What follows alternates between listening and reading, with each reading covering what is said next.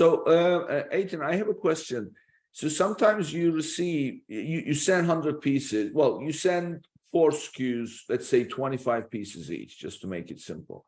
And they receive 5 pieces short on one, but 3 pieces extra on the other SKU. So what happens in cases like that? I mean, do they say, oh no, you shipped 5 less on this and 3 extra on the other? And so do you have situations like that? Yeah, so it's a good question. It's variable. You could also, in that case, prove whose fault it was. So as you know, as most know, there's like a box level detail component. When you give Amazon a 2D barcode or you upload a spreadsheet saying this box has these items or this pallet has those items. If you don't do that, I don't even know if they allow it anymore or they'll charge you a fee. This is a long time ago since I sold. But in your example, if you mark things correctly, but they misreceive, you can prove it and either they'll find it and adjust it or they'll just credit you. But if it's your fault and you mislabeled the box, it's much harder because you kind of already started the game off against compliance.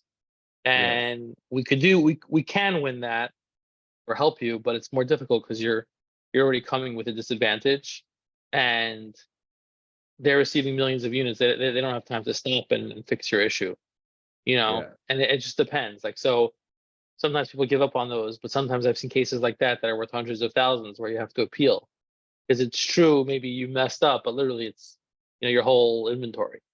So we'll do specialty cases or we'll do, dedicated acceleration, but you have to be careful there. And there's no really predictable outcome.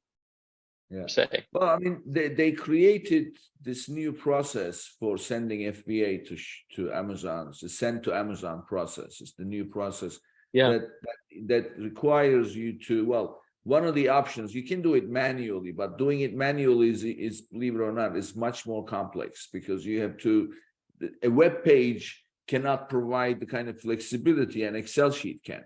So therefore, doing it on the web is not as easy as downloading, but you can download. So as soon as you plug in how many boxes you're shipping and how many SKUs you're shipping, then it immediately gives you a template that you must download. And that template gives you a packing list because in that template, it says enter what SKU, how many pieces for which box. And that's what you populate, on your own, and then upload it. Then they pick it up. So they are getting the exact packing list that you say you are shipping.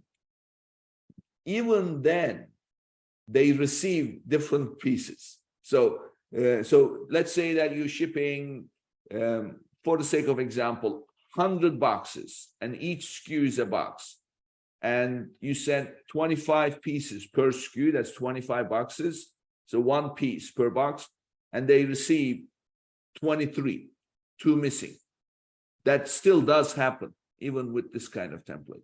So what do you do? I mean, I guess what I'm hearing from you is really you ought to have your box level packing list at SKU level with a signature that can be used as documentation for you to know what you ship, but also in the case of claim, you can use that as a document to prove rather than have a supplier invoice, right? That's what you're saying. Yeah, for sure. But even in your case, if you indeed have the box level detail and you didn't do anything else wrong on your end because you accurately shipped what you said you did, they'll still misreceive it many times because they're just moving at the speed of light. And then you have to do all the dirty work of proving that to them and following up and spending all your time. So it's like, you want to spend your time doing that, or do you want someone to help you with it, or do you have a dedicated person for it? Exactly. Yeah. So all those answers are fine, but what's not fine is to not do anything about it and let it expire. Exactly. That's just really burning money, and it's not that hard to set up if you have the right resources or connections or tools.